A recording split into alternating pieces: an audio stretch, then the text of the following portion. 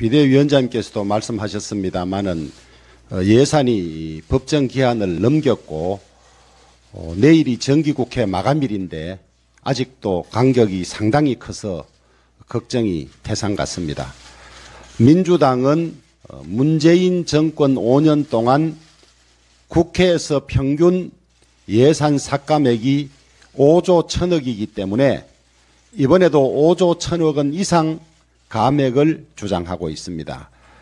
감액을 주장하는 이유는 감액한 만큼 국회 정액이 가능하기 때문에 자신들이 주장하는 예산을 많이 넣으려는 공간을 확보하는 그런 생각입니다. 그런데 정부는 재정 건전화를 위해서 정부 자체 내에서 올해 24조나 지출 구조 조정을 해왔고, 그 다음에 국세의 40%를 지방교부세로 주기로 한 규정 때문에 올해는 22조나 지방에 의무적으로 주어야 하고, 또 문재인 정권에서는 적자 국채를 발행해서 예산을 편성했지만은 이번에는 국채 발행 규모를 대폭 줄였기 때문에 3조 이상 삭감할 수 없다. 이렇게 지금 의견 접근이 되지 않고 있는 이런 상태입니다. 정권이 바뀌었고 지난 5년간 방만하게 재정을 운영해서 국가 부채가 GDP 대비 50%를 넘어서려고 하는데 윤석열 정부는 여러 가지 어려움을 무릅쓰고라도 건전재정을 만들기 위해서 허리띠를 졸라매고 있습니다.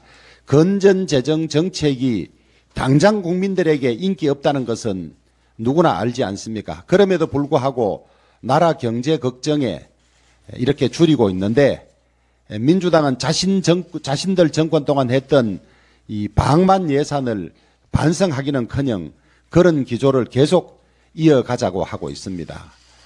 오늘 오전 중으로 합의가 되지 않으면 물리적 시간상 내일까지 처리가 쉽지 않은데 민주당이 국민들과 나라 경제를 생각해서라도 지금까지 본인들의 주장을 죽이고 건전재정을 생각하고 효율적인 지출 구조를 만든 이번 정부 안에 대폭 협조해 주기를 간곡히 부탁을 드립니다. 더구나 총지출 증가분이 지난 5년은 평균 8.5%였는데 이번에는 총지출 증가율이 1.9%밖에 되지 않습니다. 누군들 예산을 늘려서 선심 쓰고 싶지 않은 정권이 어디 있겠습니까마는 이번 정부는 정말 국민과 나라의 미래를 생각해서 하는 결정이니까 민주당이 협조해 주기를 바랍니다. 그 다음에 예산과 관련해서 또 중요한 것이 소위 세법 예산부수 법안입니다. 견해 차이가 워낙 컸습니다마는 많이 좁혀져 있음에도 불구하고 법인세 감세에 대해서는 요지부동입니다. 지방 법인세 감세는 이재명 후보도 공약했던 것이고요. 그 다음에 문재인 정권에서 법인세 22%를 25%로 올렸는데 대만은 법인세가 20%에 불과합니다. 그렇기 때문에 대만과 우리나라가 반도체 등을 비롯한 투자 유치에 있어서 높은 법인세 때문에 많이 불리한 구조에 있습니다. 김진표 의장께서도 2년간 시행을 유예하는 조건으로 법인세를 20%로 낮추자고 중재안을 내고 있지만은 민주당이 따르지 않고 있습니다.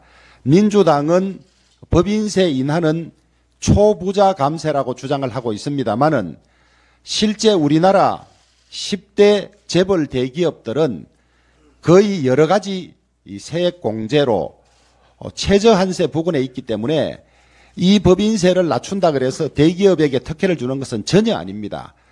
부디 경제 원리에 맞게 또 전문가들의 견해에 따라서 법인세 인하에도 동의하고 협조해 주시기를 바라고 종부세도 멀쩡히 집안채 가진 사람들을 모두 초부자로 만들어서 부당한 과세를 하고 있습니다. 숫자 자체가 종부세 경우 이 종부세에 해당되는 주택을 소유한 국민이 122만 명, 지난해보다 29만 명이 늘어났습니다. 우리나라 초부자가 이 122만 명이나 되는지 민주당의 논리에 의하면 그렇습니다. 서울은 더 심각해서 주택 보유자 4, 5명당 1명꼴로 종부세의 폭탄을 맞도록 그렇게 돼 있습니다.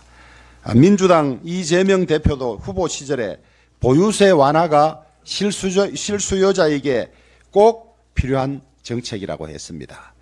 철진한 이념에 사로잡혀서 부자는 무조건 나쁜 것이고 조금만 재산을 가지고 있더라도 초부자로 규정하는 이 낡은 이념의 틀을 벗어나지 않으면 국민들로부터 버림을 받을 수밖에 없습니다. 이재명 대표가 화물연대 파업에 대해서 윤석열 정부의 대응을 놓고 ILO 국제노동기구가 정부의 업무 개시 명령에 대해 긴급 개입 절차에 나섰다고 주장을 하고 있습니다. 긴급 개입 절차가 무엇인지 제대로 모르고 하는 발언입니다. 이번 ILO의 개입은 ILO 헌장 등의 규정에 따른 공식적인 감독 절차가 아닙니다. 이 절차는 노사단체가 ILO 사무총장에게 특정 사안을 놓고 개입을 요청할 경우 사무총장이 해당 정부에 의견을 묻는 절차에 불과합니다. 법적 구속력도 없고 ILO 차원의 근거도 없는 것을 우리나라가 국제적 규범력이 있는 ILO 규약을 위반해서 국제적으로 마치 문제가 되고 있는 것처럼 가짜 뉴스를 생산하고 있습니다. 민주당은 언제까지 민노총의 편을 들고 강경노조와 한편이 되어서 대다수의 많은 일반 근로자들을 압박하고 또 국가 경제에 짐이 될 것입니까? 이재명 대표는 화물연대의 파업과 이 민노총의 극단적인 투쟁에 대해서 뜻을 같이 하는지 아니면 반대하는지 국민들에게 명확히 밝혀주기 바랍니다.